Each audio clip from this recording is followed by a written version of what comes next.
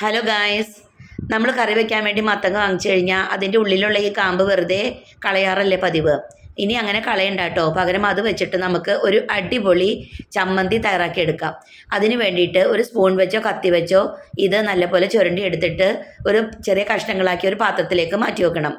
പിന്നീട് ചെയ്യേണ്ടത് ഒരു പാനിലേക്ക് അല്പം വെളിച്ചെണ്ണ ഒഴിച്ചു കൊടുത്തിട്ട് 5-6 ചെറിയ ഉള്ളി ചേർത്ത് കൊടുത്ത് നല്ലപോലെ ഒന്ന് വഴറ്റി എടുത്തു വെക്കണം. അതിലേക്ക് 4 വറ്റൽമുളകും കൂടി ചേർത്തിട്ട് അതും റോസ്റ്റ് ചെയ്ത് മാറ്റണം. പിന്നീട് ചെയ്യേണ്ടത് ഇതേ പാനിലേക്ക് തന്നെ നുറുക്കി വെച്ച മത്തങ്ങ ചേർത്ത് കൊടുത്തിട്ട് ഒരു നുള്ളു ഉപ്പും അല്പം മഞ്ഞൾപ്പൊടിയും കൂടി ചേർത്ത് 5 മിനിറ്റ് മൂടി വെച്ച് ചെറിയ തീയിൽ വെച്ച് ഒന്ന് വേവിച്ചെടുക്കണം. അതിനുശേഷം ഒരു മിക്സിയുടെ ചെറിയ ജാറിലേക്ക് ഇതെല്ലാം ചേർത്ത് കൊടുത്തിട്ട് ഒരു ചെറിയ കഷ്ണം പുളിയും കൂടി ചേർത്ത് ആവശ്യത്തിനുള്ള ഉപ്പും ചേർത്ത് നന്നായിട്ട് അരച്ചെടുത്ത് കഴിഞ്ഞാൽ നമുക്ക് ഒരു അടിപൊളി മത്തങ്ങ ചമ്മന്തി തയ്യാറാക്കിയെടുക്കാം. കളയാൻ വെച്ച സാധനം കൊണ്ട് അടിപൊളി ഒരു ചമ്മന്തിയാട്ടോ നമ്മളിപ്പോൾ തയ്യാറാക്കിയത്.